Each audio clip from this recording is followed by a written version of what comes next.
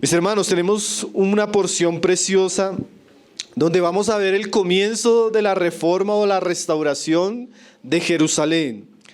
Ahora, en este pasaje, como lo hemos venido diciendo a través tanto de la introducción como de los temas que hemos tenido, vamos a ver las características esenciales de un líder puesto en acción. Ya no vamos a ver a Nehemías orando, ya no vamos a ver a Nehemías suplicando delante de Dios y delante del rey, sino ahora vamos a ver a Nehemías ya entrando en acción en Jerusalén en medio de las circunstancias. Entonces los aspectos que vamos a ver en Nehemías son muy representativos e importantes en una obra de restauración. El pasaje que vamos a estudiar hoy tiene 4 asuntos principales. Primero vamos a ver el papel de un líder en la restauración. Después vamos a ver el carácter de este líder. Después vamos a ver la influencia que tuvo este líder. Y por último vamos a ver cómo enfrentó las dificultades este líder. Ahora, como decíamos, esto no solo tiene una aplicación a líderes de manera particular, sino que hay muchos aspectos de la vida cristiana que vamos a ver, que necesitamos entender y como oramos que Dios los use para despertar en nosotros aquellos aspectos del carácter de Cristo que se requieren para llevar a cabo la obra de Dios, especialmente en el tiempo que nosotros vivimos. Entonces vamos a comenzar con el papel del líder, que se encuentra ahí en los primeros versículos. Recuerden que terminamos leyendo que después de que Nehemías ora, Dios le concede la petición a Nehemías y Nehemías emprende un viaje hacia Jerusalén. Entonces dice el verso 11: llegué pues a Jerusalén y después de estar allí 3 días, me levanté de noche, yo y unos pocos varones conmigo, y no declaré a hombre alguno lo que Dios había puesto en mi corazón que hiciese en Jerusalén. Ni había cabalgadura conmigo, excepto la única en que yo cabalgaba. Y salí de noche por la puerta del valle hacia la fuente del dragón y a la puerta del muladar, y observé los muros de Jerusalén, que estaban derribados, y sus puertas que estaban consumidas por el fuego.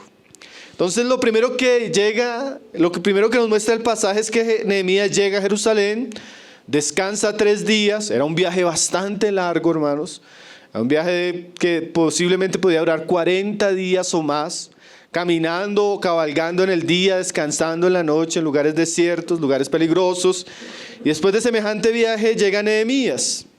Ahora, después de él llegar y descansar, él comienza a recorrer la ciudad de noche. Y se nos dice que Dios había puesto a hacer una obra en él o a través de él, pero él comienza a mirar la situación de la ciudad. Recuerdan que en el capítulo 1 todo comienza porque Nehemías recibe las noticias de que la ciudad está en ruina, en oprobio. Y eso lo carga a él bastante para orar a Dios y pedir a Dios que intervenga. Ahora Dios ha respondido, Nehemías llega, pero es importante que Nehemías conozca ya de manera presencial y directa la situación de Jerusalén. Entonces él muy sabiamente sale de noche y él comienza a examinar el lugar. Lleva pocas personas y lo hace de una manera, como vamos a ver ahora, muy prudente. La situación era difícil. La restauración de Jerusalén había sido parada en varias ocasiones por los enemigos. Había mucha oposición, mucho conflicto en relación al trabajo que se iba a hacer.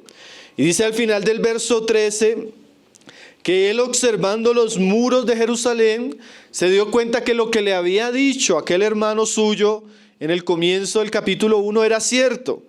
Y él se encuentra que los muros estaban derribados y que las puertas estaban consumidas por el fuego. Entonces ya directamente Nehemías nos muestra que la situación era una situación en crisis, en ruina. Realmente el informe que él había recibido no era pura palabrería, no eran mentiras, era cierto. La ciudad estaba en una situación lamentable de pobreza, de ruina, y su condición espiritual era muy deplorable. Dice ahí el verso 14: Pasé luego a la puerta de la fuente y al estanque del rey, pero no había lugar por donde pasase la cabalgadura en que iba.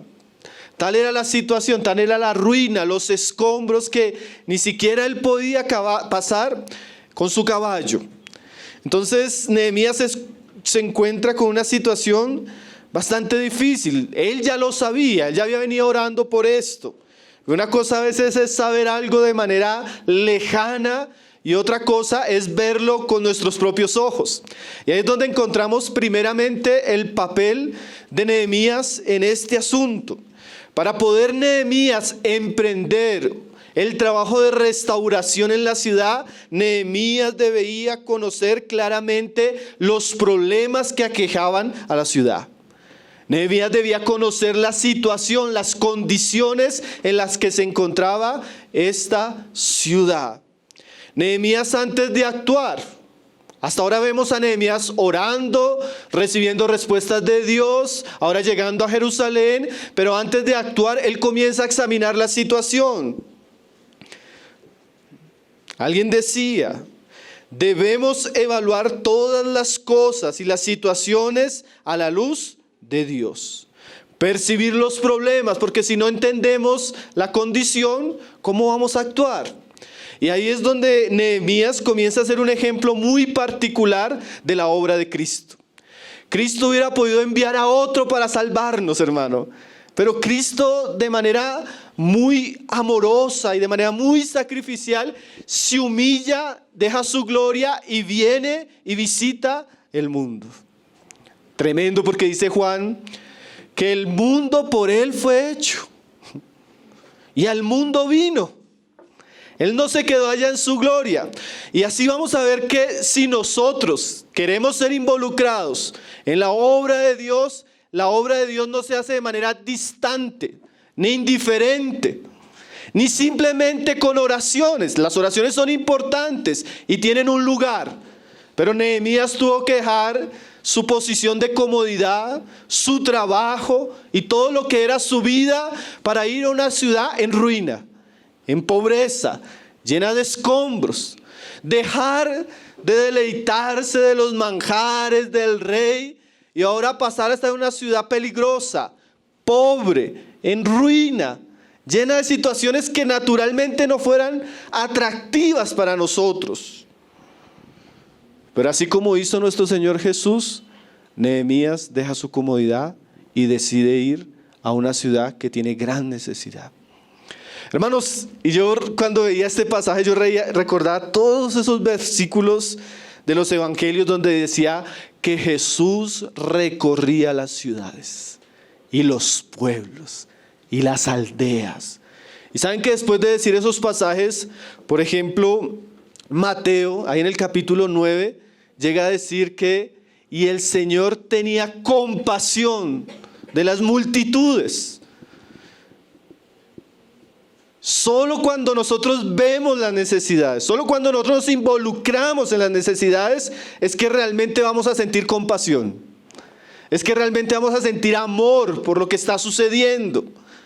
Y de esa manera yo me imagino a Nehemías, que para sus días existían los libros de crónicas, de reyes, donde constaban la historia gloriosa de Jerusalén, de Salomón, del templo, y cómo todos esos días de gloria ahora se encontraban con piedras quemadas, con muros derribados por causa del pecado. No debe haber sido una imagen muy agradable. Unos siglos después, Jesús llegaría a la misma ciudad y al ver la ciudad lloraría. Porque la ruina ya no era solo un muro derribado, ni puertas quemadas, sino Jesús, cuando Él llega, se encuentra una ciudad en ruina espiritual, edificada exteriormente, pero en ruina espiritual. Jesús encuentra en Jerusalén incredulidad, Jesús encuentra en Jerusalén hipocresía, Jesús encuentra en Jerusalén religiosidad, Jesús encuentra en Jerusalén que aún los mismos representantes de la religión de aquellos días eran lobos rapaces. Y un pueblo cargado, abrumado por el legalismo y los muchos mandamientos. Cuando Jesús llega a Jerusalén en sus días, Él llora al ver la situación. espiritual de Jerusalén. Así como Jesús, Nehemías, para poder servir, tenía que ir a la ciudad y conocer la ciudad y experimentar la condición a la que había llegado la ciudad. Ahí es donde venimos al papel del verdadero liderazgo espiritual. El liderazgo espiritual no se da a través de un púlpito, ni de una conferencia, ni de un mensaje en internet. Si nosotros queremos ser usados por Dios, tenemos que involucrarnos. Tenemos que tomar el papel y cabalgar y visitar y considerar cada puerta, cada lugar y ver todo lo que está sucediendo. A veces eso no es fácil, hermanos. Cuando uno comienza a acercarse, comienza a encontrarse la ruina espiritual. A veces los hermanos que dan consejería o que tratan de ayudar a otros, cuando comienza usted a visitar al hermano, a preguntarle al hermano, y usted comienza a hacer preguntas, usted se encuentra a veces mucha ruina, muchas cosas que están quemadas, muchas situaciones lamentables, familias. A veces uno tiene una apariencia, pero espiritualmente es como la Jerusalén de nuestros días. Externamente parece muy gloriosa, pero internamente hay cosas que están mal. Hay ruina, hay miseria, hay pobreza, hay cosas quemadas, derribadas. Pero a veces nosotros preferiríamos estar en nuestra comodidad y no llegar a esas situaciones difíciles. No encontrarnos con los pecados, los problemas característicos del hombre. Hermanos, yo tengo que confesarles que para mí es muy agradable estar aquí en la localidad. Viajar a veces no es tan agradable. Pero cuando usted comienza a viajar, usted comienza a ver muchas necesidades, muchos problemas, muchas situaciones que le quitan a uno la paz. Usted comienza a ver la necesidad, hermanos. Una necesidad profunda que tiene la iglesia en nuestros días. Entonces, si nosotros queremos ser usados por Dios a la manera de Nehemías y de otros grandes siervos de Dios, nosotros muchas veces vamos a tener que estar cabalgando en lugares oscuros, viendo ruinas, viendo puertas quemadas, caminando en situaciones dificultosas, hasta peligrosas, como estábamos y vamos a ver en la situación de Nehemías. Y ahí nos habla que los hombres y mujeres de Dios, para ocupar un papel importante en su obra, tienen que andar entre ruinas y escombros.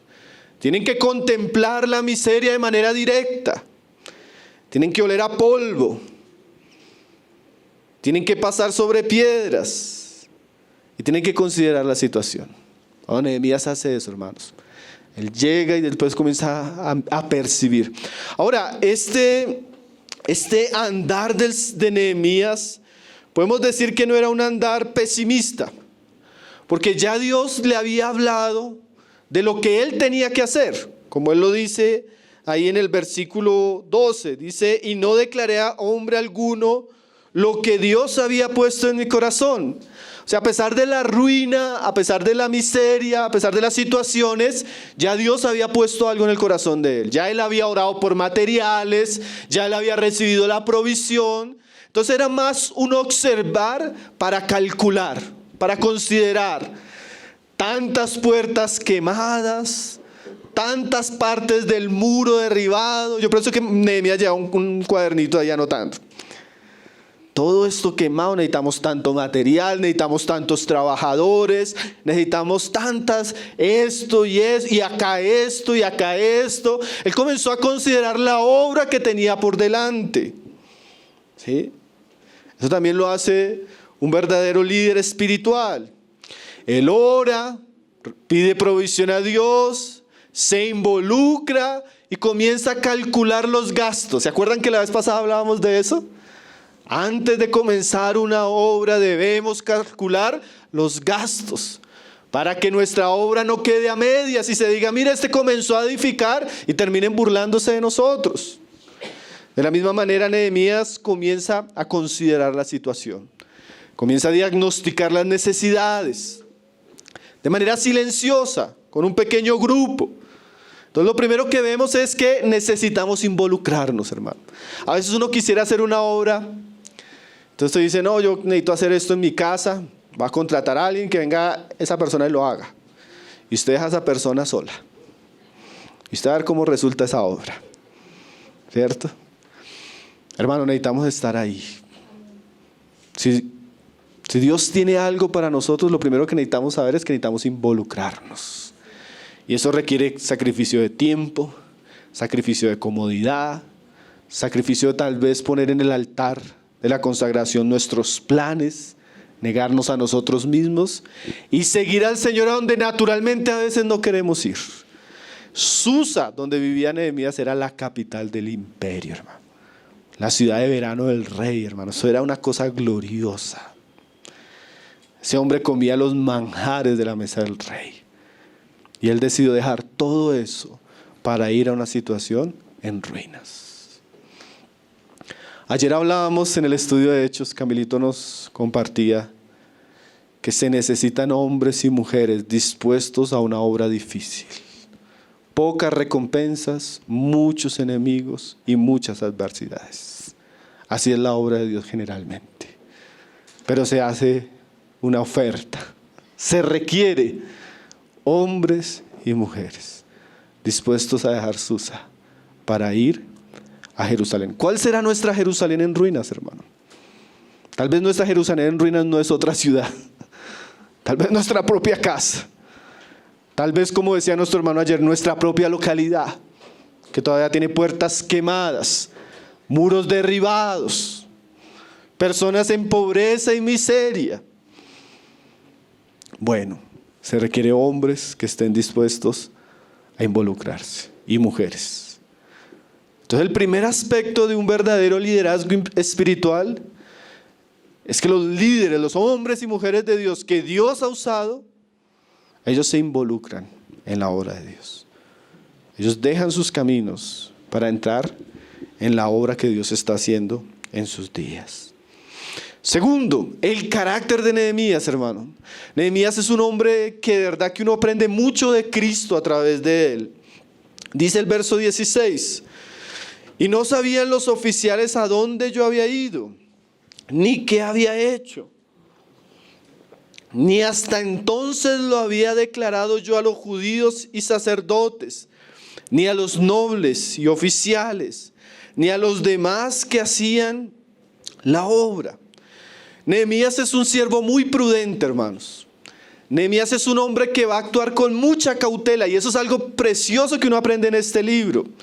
Que nosotros no podemos hacer la obra de manera precipitada, que nosotros no podemos hacer la obra de Dios de manera imprudente. Ya el versículo 12 nos había dicho que él no había declarado a ningún hombre lo que Dios había puesto en su corazón. Ahora, ¿por qué Nehemías hasta este momento le había guardado silencio y prudencia, precaución? Bueno, nosotros sabemos por el libro de Esdras, y lo vamos a ver de aquí en adelante en el libro de Nehemías, que la obra tenía muchos enemigos. Había mucha oposición, mucha envidia, muchos intereses económicos, políticos y religiosos con lo que pasaba en Jerusalén. Él sabía que los mismos sacerdotes, los mismos príncipes, entre ellos habían hombres infiltrados, habían enemigos de la obra de Dios. Entonces Nehemías llega a Jerusalén. Seguramente no pasó tan desapercibido, pero él mantiene una actitud silenciosa, una actitud prudente, y él no habla con nadie por un tiempo acerca de los planes que Dios tenía para él. Hernández Díaz López dice: la prudencia es una de las características de un siervo exitoso. Es necesario, dice nuestro hermano, ejercer la disciplina del silencio. El silencio es muchas veces más elocuente que las palabras. A veces debemos escoger en qué momento hablar y a quién hablar, hermanos. Recuerde que Nehemías duró 3-4 meses orando antes de hablar con el rey. Y ahora él llega y se mantiene muy silencioso, no habla con nadie. Porque, hermanos, a veces hay cosas que Dios quiere hacer Y comienza a alimentar nuestro corazón con esos deseos y esos propósitos. Y usted comienza a tener ese anhelo de que Dios comience a hacer eso. Usted comienza a orar, usted comienza a involucrarse. Y a veces nosotros, en un deseo tal vez de compartir con otras personas esas cosas que Dios está hablando, nos encontramos que somos imprudentes. Yo recuerdo una vez, hace tiempo, el hermano Gino me decía, hablando de una situación, hermano, hable pasito, porque el diablo está en todas partes. Yo dije, "Oye, hermano, tan místico, ¿cómo así que el diablo está en todas partes?" Bueno, en el momento yo dije, bueno, como raro, ¿no? Después aprendí varias lecciones de eso, hermanos. A veces Dios va a hacer cosas, hermano, y usted habla con el pesimista. Hermano, Dios me ha puesto a hacer esto, vamos a hacer. No, ¿para qué? Eso, deje esas piedras ahí, ese polvo ahí, ¿para qué se va a meter en problemas? Yo varias veces, hermano, me puse a hablar con personas que no debía hablar. No solo con el pesimista, el enemigo. Hermano, queremos hacer esto y esto. Entonces después uno escucha, no, allá si se imaginara lo que están planeando, hermanos, allá. Con el enemigo no se habla, hermanos. Uno debe saber con qué personas comparte las cosas que Dios quiere hacer, hermano. Uno no debe hablar con todo el mundo, ni a todo el mundo. Uno debe ser sabio, prudente, precavido. Porque generalmente muchas cosas que Dios pone en nuestro corazón las daña el pesimista, el incrédulo, el que para él no es importante. ¿Sí? Hay gente que para ellos no es importante. Yo me he sentado a compartir cosas importantes con hermanos, cuestiones que tienen que ver con el evangelio, las iglesias, la literatura, cosas así que uno dice son importantes. Cuando uno está compartiendo, uno ve que el enemigo toma a la otra persona. Y ahí es donde entendí que cuando el hermano me dijo, hay que hablar pasito porque el diablo está cerca. Un día hablando con Gerson, porque estábamos hablando de algo así que queríamos hacer. Hermanos, tengo esta carga para que oremos. Me dice, hermano, hágalo, pero no le diga a nadie. Me quedaron tan claras esas palabras, hágalo, pero no le diga a nadie. Porque a veces el exponer, ¿sí? ¿Se acuerdan lo que le sucedió a Ezequías? Ezequías era un rey que cuando recibió a los mensajeros de Babilonia, él le abrió las puertas de su casa y de los tesoros. Le abrió su corazón a los enemigos. Hay personas a las que uno no les puede confiar ciertas cosas. Hermano, yo a veces he estado en eso. Le comparto al enemigo. O le comparto a un hermano y ese le contó al otro. Y el otro llega y pum, públicamente, ¡pah!, manda el bombazo. Y uno dice, ¿por qué abrí mi boca, Señor? El envidioso, hermanos. Si usted tiene personas envidiosas cerca, a ellas no les comparta nada, hermano. Hasta peligroso. Uno tiene que aprender a ser prudente, hermanos. Porque a veces abrimos demasiado la boca y el corazón. Hay que hacerlo, como vamos a ver, pero con prudencia. Y en el momento y en la situación adecuada. El carácter del siervo de Dios. Tremendo, ¿no? Jesús, por ejemplo. Si usted ve Jesús, no a todo el mundo le decía quién era Él. A unos pocos. Y entre su círculo íntimo habían unos más íntimos, a los que Pedro le decía, Juan, pregúntale. Juan le preguntaba y el Señor le decía. Era muy cercano, de mucha confianza. Y a los otros no. Entonces nosotros debemos aprender a actuar, hermano, de manera sabia. A veces uno se da cuenta. La hermana. Hermano, el Señor me habló de dedicarme a mi hogar, mi esposa, mi familia. La hermana con todo su deseo va y le cuenta a la prima incrédula. ¿Usted cree que va a suceder después de esa conversación? Va a salir animada, motivada a hacer la voluntad de Dios. A veces no somos sabios con quien hablamos. A veces no somos sabios a quien le abrimos nuestro corazón. Y Nehemías es muy prudente. Él va de noche. ¿Ustedes creen que esos detalles son porque sí, hermanos? Había una situación detrás muy compleja, hermanos. Entonces, el siervo de Dios de involucrarse y a la vez debe ser muy prudente en cómo se conduce, cómo anda. Dice ahí, ahora, no era que él fuera un hombre ensimismado, porque mire lo que dice el verso 12. Dice, me levanté de noche, yo y unos pocos varones conmigo. Ahí vemos que Nehemías tenía un grupo de hombres con él, pero era un grupo pequeño, íntimo, cercano, así como Jesús. Jesús servía a las multitudes, pero él tenía un grupo de hombres más íntimo, más cercano. ¿Sí? Y eso también es importante. Siempre las características de un verdadero siervo es que no anda solo. Él tiene un equipo, él tiene colaboradores. Ayer, ese tema de ayer, yo digo de Timoteo, era como el preámbulo para lo que íbamos a estudiar hoy. La importancia como estos hombres siempre se ven rodeados de hombres de confianza, de hombres fieles, de hombres que tienen una misma causa. También en estos días los varones estuvieron leyendo en el libro de Disciplinas Espirituales, el domingo en la noche, la importancia de la disciplina de la amistad. ¿Recuerdan, hermanos? Yo no estuve, pero ya leí el capítulo. Y ahí dice y habla de la amistad de David y Jonathan.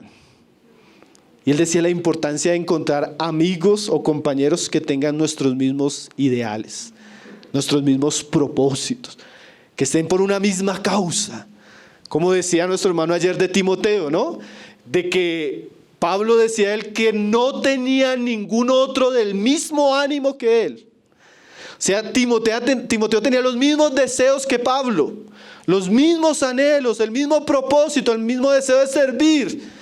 Entonces, nosotros debemos ser prudentes de no exponer cosas a personas que no edificarían, que no nos ayudarían, pero por otro lado debemos rodearnos de personas íntimas que compartan el mismo propósito, que tengan los mismos deseos, que vayan en la misma dirección.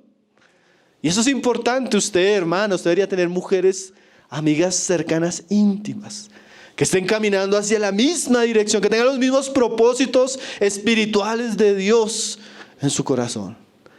Lo mismo nosotros como hombres, como lo leían ese día, no podemos estar solos. Necesitamos rodearnos de hermanos fieles, de hermanos idóneos, de hermanos que puedan colaborar con la causa que estamos llevando a cabo. Era muy peligroso que Nehemías saliera solo. Jerusalén era una ciudad peligrosa, hermanos. Una ciudad en ruina. Una ciudad con mucha pobreza. ¿Usted ha ido a una ciudad pobre? ¿En ruina? ¿Usted ha pasado de noche? No es una ciudad tranquila. Así estaba Jerusalén. Entonces Nehemías se llena de un grupo de personas cercanas para poder llevar a cabo la obra. Entonces, aquí vemos el carácter de un siervo de Dios. Él es, por un lado, prudente, pero por otro lado, él es sabio en conformar un grupo alrededor suyo para llevar a cabo la obra que Dios está haciendo. Hermanos, alguien decía del apóstol Pablo, y yo pienso que es una declaración realmente falsa, que fue un hombre que fue muy solitario. No es cierto, hermanos. Usted lee el libro, lea la epístola a los Romanos, el capítulo 16. Todos los colaboradores que Pablo tenía a su alrededor. Mujeres, matrimonios, jóvenes, ancianos, personas que iban en una misma dirección con él. Entonces a veces cuando usted encuentra un líder solitario, que no tiene nadie con él, que no tiene compañeros, que no tiene colaboradores, usted encuentra algo raro, ¿sí? Alguien decía, la clase de ministerio que tenemos va a ser determinado por el grupo íntimo de colaboradores que tenemos. Y es que como nos vamos a dar cuenta a través de todo el libro, hermanos, esta es una obra que no podemos hacer solos. Necesitamos orar por ese tipo de hermanos de confianza, cercanos. Esas hermanas juntas, esos hombres juntos, esos jóvenes juntos, ¿sí? Ese ministerio junto. Yo terminé la escuela, en la última clase de teología pastoral esta semana, hablando de la importancia del ministerio colectivo en la iglesia, hermano. Y ese tema me tocó bastante. Necesitamos pedir al Señor dejar de ser hombres tan sobresalientes o solitarios. Necesitamos que el Señor pueda levantar entre nosotros más ministerio colectivo, más manos, más hombres, más mujeres, más familias, cercanas, fieles, íntimas, a los cuales Dios pueda involucrar en la obra. Entonces aquí vemos el carácter de Nehemías. Ahora vamos a ver cómo Nehemías influenció. Ahí él llega, él examina la situación, él está con su grupo íntimo, mirando todo, y llega un momento donde él pasa de considerar a actuar. Ahí en el verso 17 dice: les dije pues, vosotros veis el mal en que estamos, que Jerusalén está desierta y sus puertas consumidas por fuego. Venid y edifiquemos el muro de Jerusalén y no estemos más en oprobio. Aquí en este pasaje vamos a ver la influencia de Nehemías. Nehemías pasa de orar, de considerar, a actuar, pero no actuar de manera solitaria. Ahora él va a influenciar a las personas que están en Jerusalén para que estas personas se levanten y edifiquen.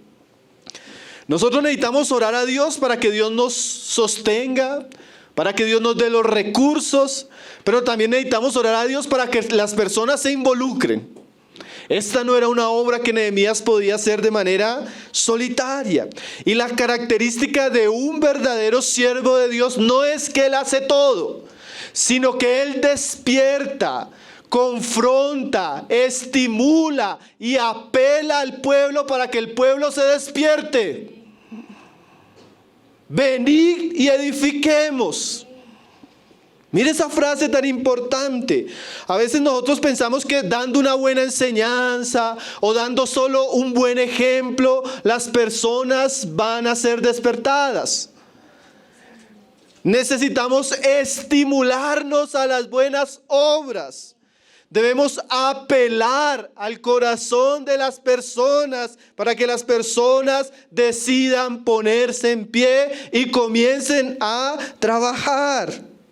Este pueblo llevaba 90 años de reedificación con muchas problemáticas, con muchos enemigos. La obra había cesado, la gente se había acomodado en su miseria. Y Dios necesitaba levantar una persona como Nehemías, que al ver la situación se entristeciera, orara, pidiera a Dios, pero también se parara delante del pueblo y le dijera: no podemos seguir así. Estamos en oprobio, estamos en miseria. ¿No ven lo que está sucediendo? Levantémonos y edifiquemos. Qué importante es eso, hermanos. Alguien decía en estos días: no podemos esperar que la iglesia dé fruto en aquellos asuntos que no hemos hablado recurrentemente. ¿Cómo podemos esperar que la iglesia evangelice si no hemos hablado del evangelio y no hemos exhortado regularmente a la iglesia a evangelizar? ¿Cómo podemos esperar que la iglesia dé fruto, se consagre, sirva, trabaje si no la estamos exhortando regularmente a eso? Es como un hijo. Lastimosamente, si usted no le dice a su hijo, no lo hace. ¿O sí? Es raro el hijo que no necesita instrucción. Así la iglesia. La iglesia usted necesita: hermanos, levantémonos, hermanos. Y no lo digo por los que están dormidos, sino porque realmente hay muchas cosas para hacer. Hay muchas cosas para edificar. Hay muchos muros derribados, hay puertas quemadas. Hay vidas espirituales en pobreza, en miseria, hay mucha necesidad en las familias, en los hombres, en las mujeres, en los jóvenes, en los niños, en los solteros, en los ancianos, en nuestros vecinos, en nuestros familiares, y no podemos acostumbrarnos al polvo y la miseria en la que vivimos. Y lo único que va a cambiar es esa situación, es realmente que Dios despierte su obra a través de hombres que nos llamen a involucrarnos y responder afirmativamente a ese llamado. Necesitamos envolvernos, hermano.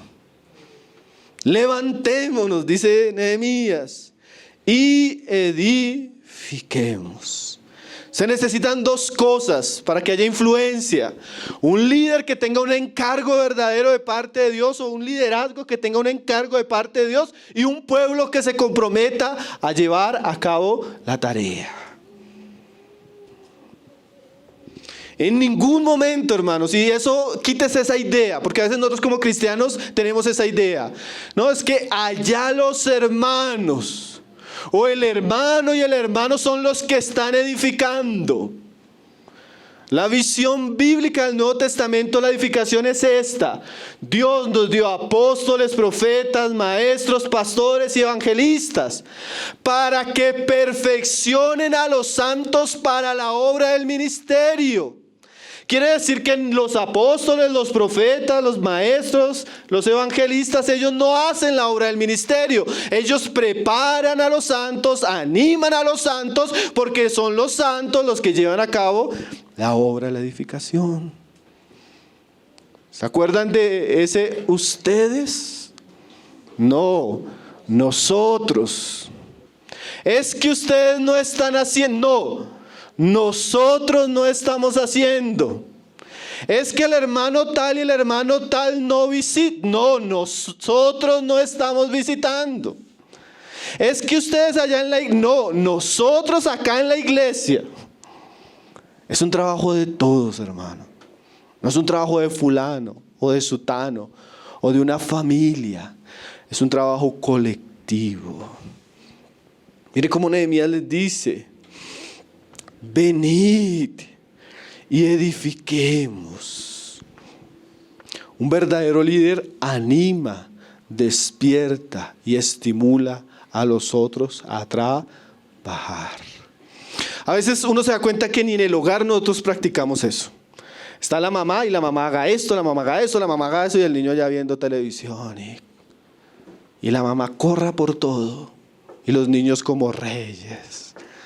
Algunos quieren llegar a la iglesia así, que el hermano hagan todo y los otros ahí escuchen enseñanzas, canten canciones, calienten silla, abrácense y no más. No, hermanos, necesitamos levantarnos, necesitamos involucrarnos, necesitamos trabajar. Este es un trabajo de todos, es el trabajo de Cristo a través de su pueblo. Entonces Nehemías, como un buen líder, él estimula. Aquí hay gente que se siente muy incómoda a veces. No lo digo por ustedes, porque hay gente venido y se siente muy incómoda. ¿Por qué? Porque, hermano, a nosotros no nos gustan las personas que calientan simplemente silla. ¿Sabe por qué no nos gustan? Porque a Dios no le gusta.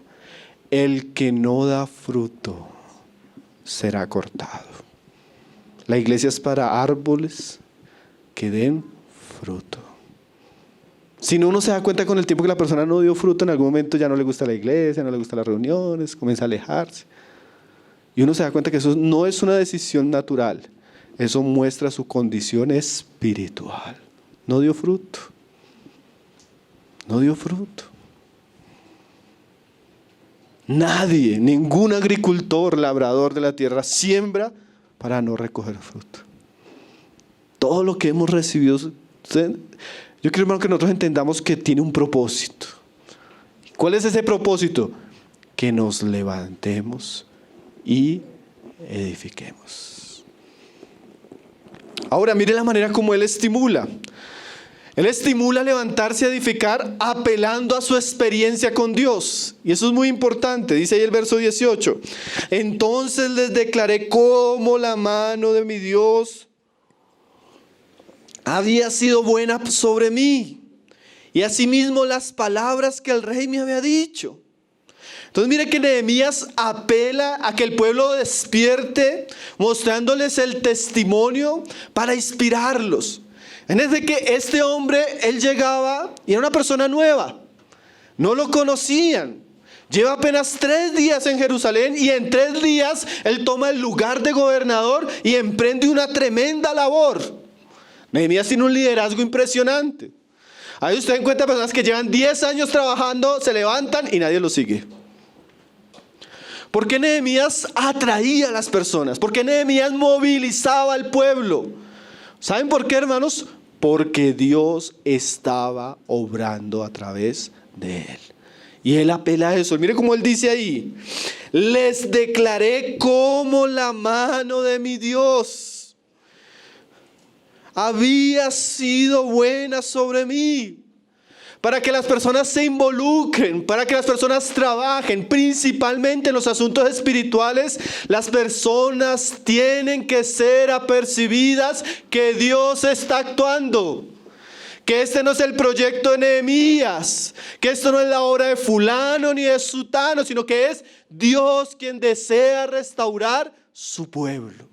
Y él comienza a contarles, imagínense, hermanos, yo estaba allá, yo escuché cómo estaban ustedes, inmediatamente me puse a orar, a ayunar durante 4 meses, clamándole a Dios cómo poder hacer. Dios me fue mostrando esto y esto, y cuando hablé con el rey, de manera milagrosa el rey lo aprobó. Nos dio los recursos, nos mandó un ejército para que nos resguardara, nos dio todas las provisiones. O sea, la gente, yo creo que quedó, ¿en serio, Nehemías? ¿Oraste 4 meses por esto? ¿En serio, Nehemías, Dios te respondió y el rey nos va a dar las provisiones, los materiales? ¿En serio, Nehemías, que traes cartas? Dios estaba con Nehemías, hermano. Y eso llama la atención, hermano. Cuando usted ve que Dios está involucrado, eso despierta el corazón del pueblo a participar, ¿no? Cuando uno dice y comienza a contar testimonios, no, hermano, estaba orando por esto y miren que de manera milagrosa Dios me respondió así, abrió esta puerta, Dios está haciendo, sin darnos cuenta. Ese tipo de testimonios que hacen, despiertan el corazón. Son testimonios que nos animan, ¿no? Que nos estimulan, que nos muestran que Dios está actuando a través de su siervo.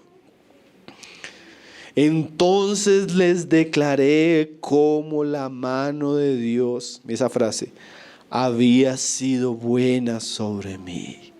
Y asimismo las palabras que el rey me había dicho. O sea, él les contó, el rey nos dio permiso. Nos dijo, vengan y edifiquemos. Entonces inmediatamente ellos escuchan esto. Mire cómo responden. Dice el verso 18. Y dijeron, levantémonos. Imagínense, el pueblo se animó. Levantémonos y edifiquemos. Así esforzaron sus manos para bien. Eso era lo que Dios esperaba, que al pueblo escuchar el testimonio y las palabras de Nehemías, ellos se levantaran. Hermano, y la respuesta de este pueblo es muy admirable. Porque si usted se va a poner a leer el libro de los profetas o los libros de Reyes, Crónicas, muchas veces el profeta hablaba y la gente no escuchaba, hermanos. El pueblo era sordo, duro de corazón. Entonces cosas que hizo Nehemías, Esdras, Ageo son realmente maravillosas. Porque Dios tocó el corazón de estos hombres. Y estos hombres responden así: levantémonos. Ese levantémonos, si uno lo busca en un diccionario, ¿qué es levantarse? Algunos diccionarios decían así: salir de una posición cómoda y de descanso para ponerse en pie a emprender algo. El pueblo está, hermano, qué terrible. A veces nosotros estamos cómodos en la miseria. Estamos cómodos en la ruina, hermano. Estamos acostados ahí en medio de la basura, en medio del polvo, en medio de la suciedad, en medio del pecado, en medio de la destrucción, en medio de la ruina. Estamos ahí cómodos, dormidos. ¿Sí? Como se acuerda el profeta Jonás. El barco siendo azotado por la ola, el barco a punto de hundirse y él ahí durmiendo. Y se le acercan los impíos. ¿Qué haces ahí, dormilón? Tremendo, ¿no, hermano? A veces la iglesia entra en ese estado de ruina, en ese estado de comodidad, en ese estado de conformismo, en ese estado de desinterés, donde no nos preocupa, donde todo está mal, pero hermano, Dios hará. Hermano, ¿para qué nos metemos en problemas? Hermano, no tengo tiempo porque estoy en aquello. Hermano, es que tengo los planes de esto, hermano. Hermanos, la respuesta de este pueblo es un ejemplo para todos nosotros. Para poder servir a Dios hay que levantarse. Hay que salir de la zona de confort. Hay que trabajar. A veces uno llega a lugares donde el asunto está bonito. Dios está bendiciendo, Dios está prosperando. Pero hermanos, detrás de siempre de eso hay un trabajo.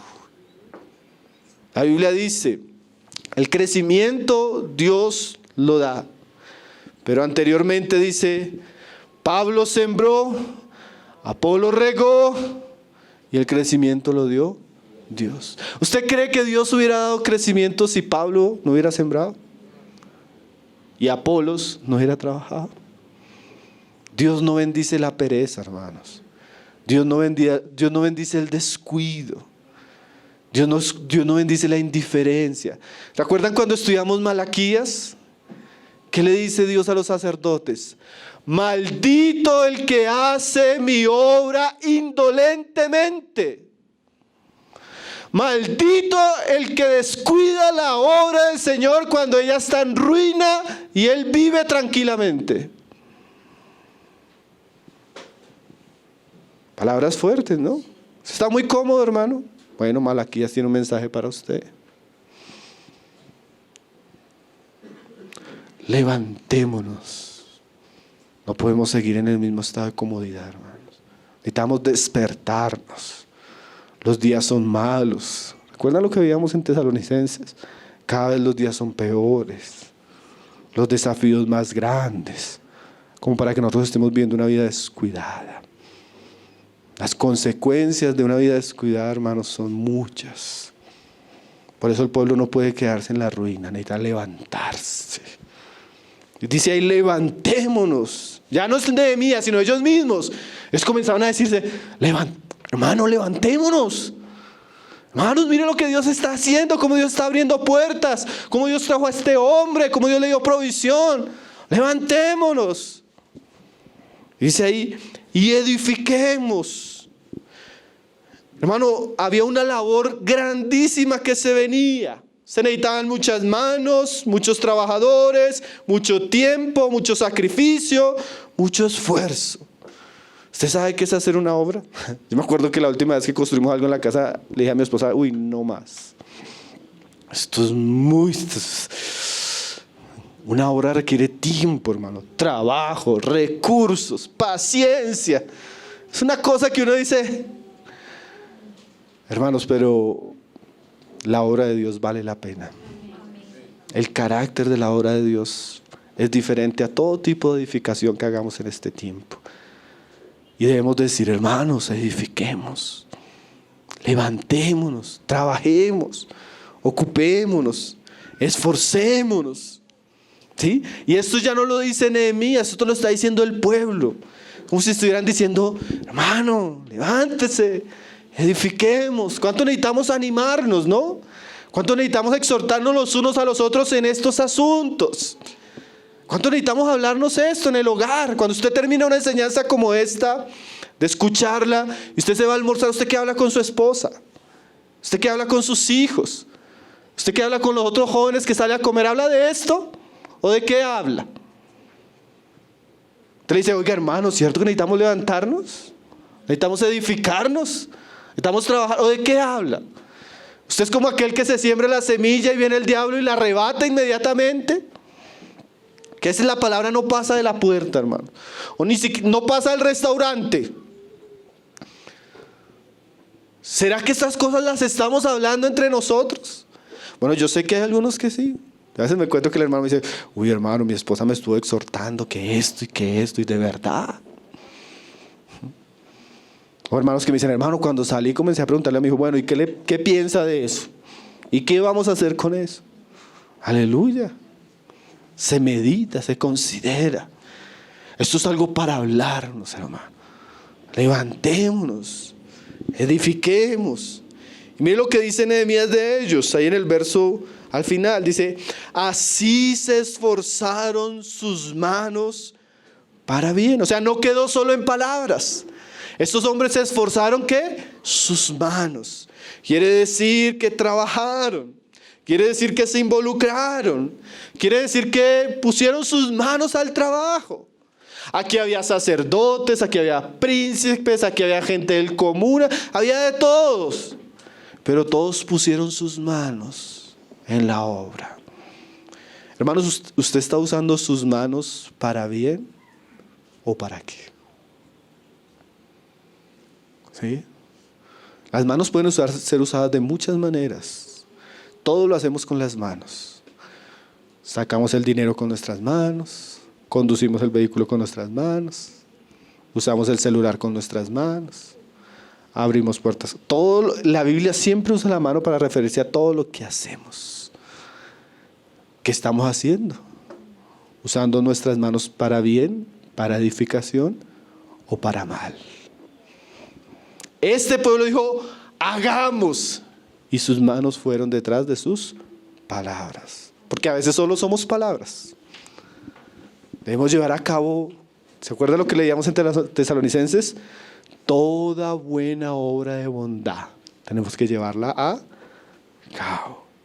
Entonces, el tercer aspecto es que Nehemías influenció, hermanos, a este pueblo para bien.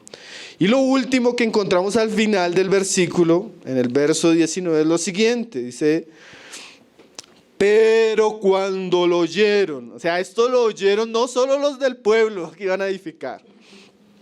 Esto lo oyeron también los enemigos. O sea, yo pienso que eso de que el pueblo dijo, amén, levantémonos, edifiquemos. Y los enemigos por allá escucharon.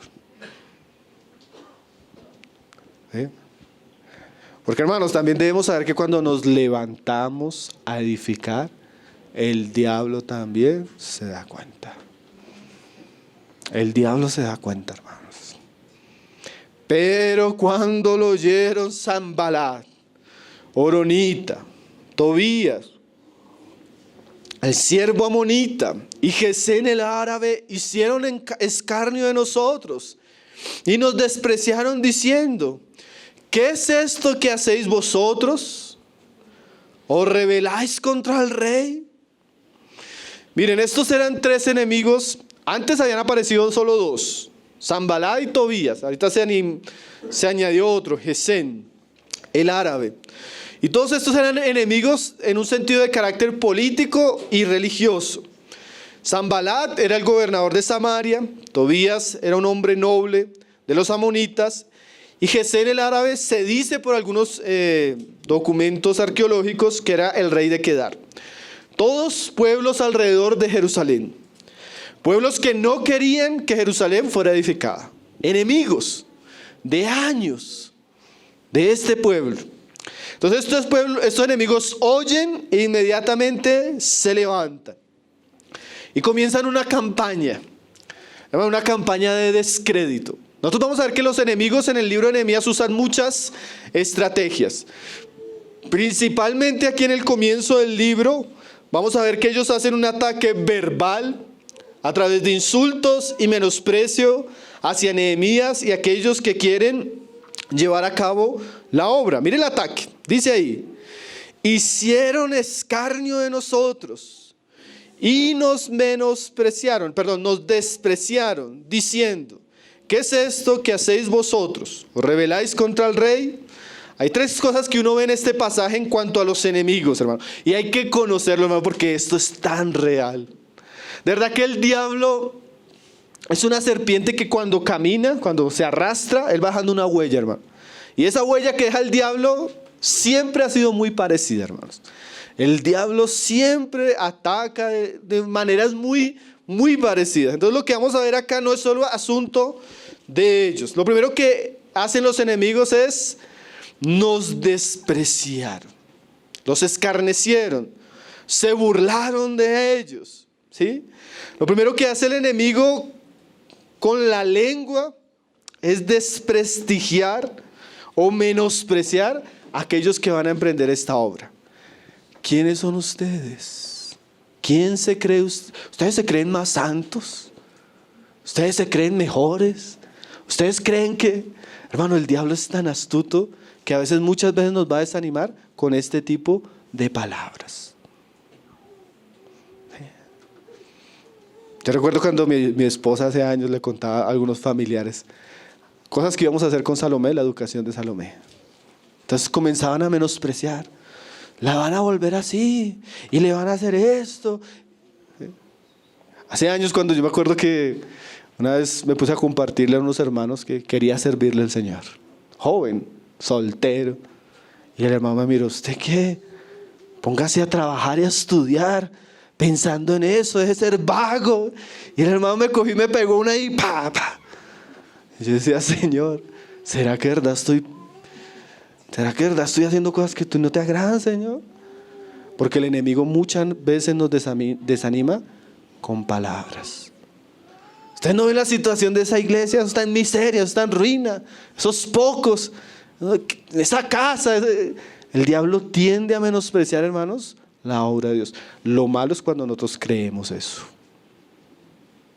Ayer hablábamos cómo Dios usa a un Timoteo enfermo, joven y tímido. El diablo le hubiera podido decir a Timoteo, ¿no? Usted con esos dolores de estómago a toda hora, le da miedo hablar en público, bien joven, ante puros viejos, bien problemáticos. ¿Usted qué va a hacer en esas iglesias, Timoteo? Nadie lo va a escuchar, usted es un joven, está flaco, feo.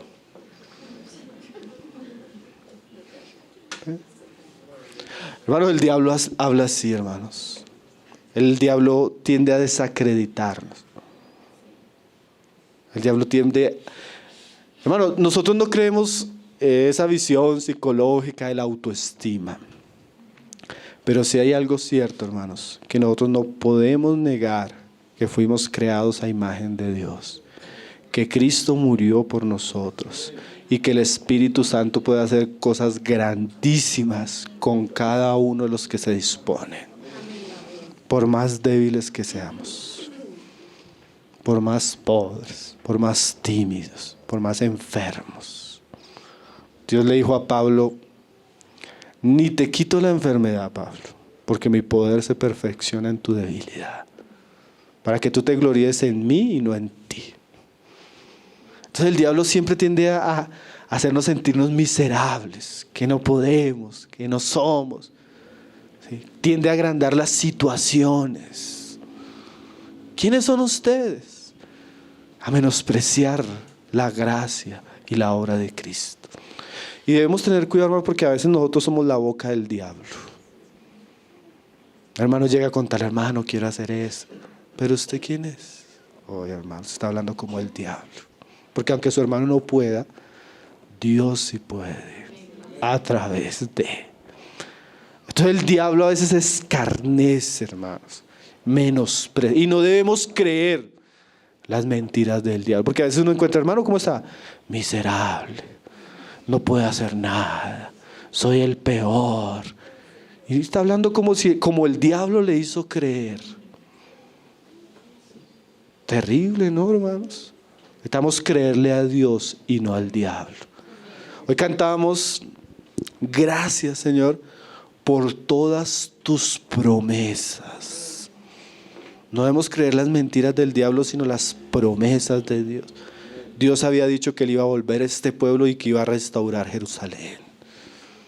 Tal vez a la vista era un pequeño momento, un momento menospreciable.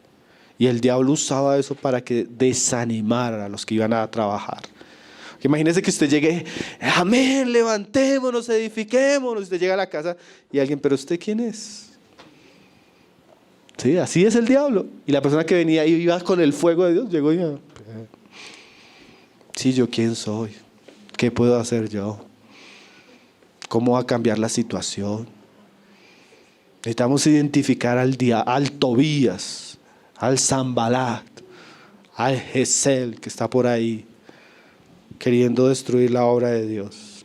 Entonces, primero escarnio y menosprecio, dice, y nos despreciaron, diciendo, ¿qué es esto que hacéis vosotros?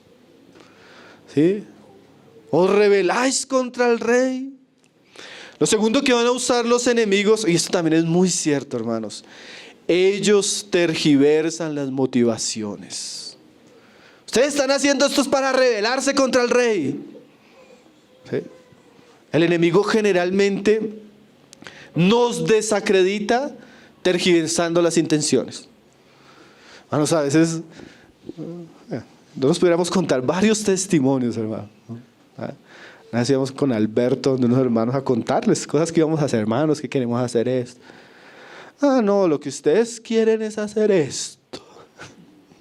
Y yo apenas miraba, hermano, lo que ustedes pretenden es hacer esto, ¿cierto? El diablo generalmente nos acusa de mal.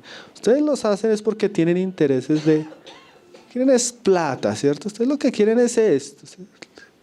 Ustedes quieren ser famosos. Una vez me decían, hermano, dejen de publicar tantos videos porque ustedes lo que quieren es ser famosos. Zambala, hijo del diablo. Porque, no, nosotros queremos que la palabra corra. No, lo que ustedes quieren es ser famosos. ¿Sí? Ahora alguien decía, nosotros debemos examinar nuestro corazón porque es posible que hayan malas intenciones. Pero si usted llega a un punto donde usted se da cuenta que lo que le interesa es la gloria de Dios y hacer su voluntad, no escuche lo que digan las personas. No escuche lo que digan las personas. Hermanos, nosotros vamos ciudad por ciudad y uno se cuenta lo que hablan de uno, hermano. Gente que ni lo conoce a uno, hermanos. No, que ustedes no sé qué. ¿De dónde? ¿Y quién lo dijo? Ni lo conocemos, ¿no? Pero es así, de ciudad en ciudad. Que dicen esto y que dicen esto. Y uno dice, pero... porque uno sabe que el diablo, hermanos, el diablo siempre quiere desacreditar la obra de Dios. Siempre pone malas intenciones donde no las hay. Es que ustedes lo hacen es porque se quieren revelar. Ellos venían con el permiso del rey. Tremendo, ¿no? Porque ellos venían con el permiso del rey y lo están acusando de sediciosos. Entonces a veces el diablo tiende a torcer nuestras intenciones. Y mire cómo respondió Nehemías y el pueblo de Dios. Y en respuesta les dije, Nehemías es un hombre muy firme, hermanos. Nehemías es un hombre muy certero. Y de verdad que obras difíciles se necesitan hombres y mujeres con carácter. Un carácter firme, un carácter que puedan estar ante la oposición sin desanimarse. Que puedan estar ante la oposición sin frustrarse. Que puedan estar ante la oposición, ante las críticas, ante las calumnias sin amargarse. Como decía Hernández Díaz López, tenemos que ser personas con chaleco antibalas. Capaces de soportar críticas, chismes, cuestionamientos. Capaces de todo eso, hermanos. Miren lo que dice Nehemías. Y en respuesta les dije, el Dios de los cielos, Él nos prosperará y nosotros, sus siervos, nos levantaremos y edificaremos porque vosotros no tenéis parte ni derecho ni memoria en Jerusalén. Hermanos, Dios bendice a los hombres valientes. Miren cómo se levanta Nehemías. Lo primero que él les dice es, el Dios de los cielos, Él nos prospera. Hablen lo que quieran. Digan lo que quieran. Pero si esta es obra de Dios, Dios nos va a prosperar. Independientemente que ustedes se opongan. Independientemente que ustedes critiquen. Si Dios nos ha encomendado a hacer esto, Dios nos prosperará. Tremendo la fe de Nehemías, ¿no? Nehemías estaba seguro que él estaba obedeciendo a Dios y estaba haciendo una causa noble. Entonces él entendía que Dios respaldaba esas causas. Nehemías no iba a quedar en vergüenza ni el pueblo. Dios lo iba a prosperar. Lo único que puede llevarnos a cabo adelante ante la oposición humana es la prosperidad divina. Que entre más se oponen, más Dios nos bendice. Entre más hablan mal, más Dios nos prospera. Entre más critican, más la iglesia crece. Entre más esto, más Dios va actuando. Tremendo, ¿no? En últimas, es esa nuestra credencial. Que Dios está bendiciendo. Que Dios está prosperando. Que Dios está actuando. Que vemos la bendición de él. A pesar de nuestras debilidades, de que somos pocos, de que está en ruina, vemos a Dios. ¿Sí? Y un día le decía a unos hermanos, yo con todo el respeto de ustedes, estén de acuerdo ustedes o no, si Dios nos puso a hacer esto, lo vamos a hacer. Y esperamos que Dios lo bendiga. No podemos ceder ante la presión porque a veces el enemigo quiere que, bueno, sí, bueno, De pronto sí necesitamos hablar otra vez con el rey. No, ya el rey nos aprobó. Ya tenemos la aprobación de Dios. Ya solo estamos obedeciendo lo que Dios nos ha encomendado. Dice ahí, Él nos prosperará. Esa es la parte de Dios que cree en Nehemías. Pero dice ahí, y nosotros, sus siervos, nos levantaremos y edificaremos. Nehemías creía que Dios lo iba a bendecir, pero él también veía la importancia de levantarse y trabajar. Nosotros creemos que esos son dos ingredientes importantes en el éxito de todo lo que hagamos para Dios. Que Dios prospere y que nosotros trabajemos. ¿Sí? Dice ahí, no importa lo que ustedes digan, nos vamos a levantar y vamos a edificar. No importa las acusaciones, nos vamos a levantar y vamos a edificar. No importa porque hermanos, hay que tener mucho cuidado, volvemos a decirlo, con lo que se dice. Recuerdo cuando la época de pandemia, hermanos, comenzamos a reunirnos y comenzamos a edificarnos. Y qué tiempo precioso, ¿no? Hermano, las cosas que decían de nosotros. Irresponsables, irreverentes, insumisos. Una cantidad de cosas. Yo decía, pero Señor, si lo único que estamos haciendo es edificando. Bueno, generalmente cada vez que nos levantamos, y hermano, personalmente, familiarmente, como iglesia, ministerios particulares, cada vez que usted se proponga hacer algo para Dios, que Dios le coloque, usted va a encontrar esa oposición. Eso es. Entonces dice ahí, nos levantaremos y edificaremos. Y termina cerrando la conversación con ellos así. Porque vosotros no tenéis parte, ni derecho, ni memoria en Jerusalén. Ahora, Nehemías entendió que estos hombres eran hombres impíos. No eran ni siquiera parte del pueblo. No eran ni siquiera personas temerosas de Dios. No eran ni siquiera personas de buen testimonio. No eran personas que vinieran del linaje de Israel. No, eran impíos, gentiles, enemigos. Es que un día una vez llegó un hermano. No, hermano, imagínese que me dijo esto y esto. ¿Y quién se lo dijo? No, pues fulano. Ay, hermano, si se le acercaba un hombre piadoso, un hombre de buen testimonio, que te está llevando una vida agradable, que está dando fruto y le hable algo así, pues considérelo. Pero si viene un hombre bien impío, bien incrédulo, bien mundano, y le dice eso a usted, usted ya sabe que eso ni parte, ni memoria, ni... ¿sí? Como decía Spurgeon, estos días estaba leyendo algo de Spurgeon, él decía, si a mí se me acercaban los hombres piadosos de la iglesia a decirme algo y esto, yo voy a considerar lo que me dice por quienes son. Pero estos eran enemigos. Y cuando se le acerca a esa persona que usted sabe que tiene envidia, que tiene odio y le habla usted así, ya usted sabe quién es, hermano. ¿Cierto? Uno ya dice, ¿para qué escucho? ¿Para qué escucho? ¿Para qué me desgasto? Este es el que siempre se ha opuesto. ¿Quién está diciendo eso? Fulano. ¿Y quién más? Y Sutano. ¿Y quién más? Y Sutano, con razón. No le responda en Facebook. Cada rato les decimos a los hermanos, no responda eso en Facebook ni en YouTube, porque eso escriben por acá, por allá, por ahí. Ni para responder da, hermano. ¿Quiénes son los que están escribiendo? Nehemías se dio cuenta que estos hombres eran realmente enemigos de la obra. Ni siquiera debía considerarlos. No tienen ni parte, ni derecho, ni memoria en Jerusalén. Hermanos, conclusiones finales y aplicaciones. Qué pasaje tan precioso, ¿no? Hay tres personajes principales que yo veo en este pasaje. Primero Nehemías, segundo el pueblo y tercero los enemigos. Hermanos, nosotros tenemos un gran Nehemías, nuestro Señor Jesucristo. Él es el gran líder. Él es el gran apóstol de nuestra profesión. Él es el gran ministro. Y Él está llevando a cabo una obra gloriosa. Y nosotros como pueblo debemos responder a ese llamado.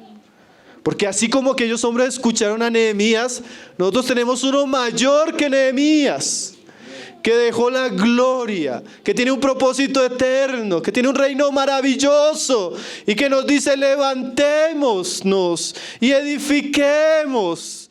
Él con nosotros y nosotros con Él. Tenemos que responder como pueblo, hermanos, al llamado de nuestro gran Nehemías, nuestro Señor Jesucristo. Y hay otro personaje ahí: los enemigos. No sea usted un Sanballat, hermano. No sea usted un Tobías. No sea un Gesem. Porque ellos no querían la edificación de Jerusalén. No sabemos. Pero a veces uno se da cuenta que hay personas que no quieren y desaniman y son pesimistas y son incrédulos y son mundanos. Y cada vez que medio se le menciona que vamos a edificar, salen: ay, pero no, hermano, no hay que ser tan exagerado. Es que los hermanos también son como... No podemos ser Sanballat, hermano. No podemos ser Tobías. No debemos ser Geseles. Amén. El Señor nos ayude, hermanos. Que su palabra nos despierte. Su palabra nos lleve a considerar la obra que Dios está haciendo. Que nos podamos involucrar en estos días.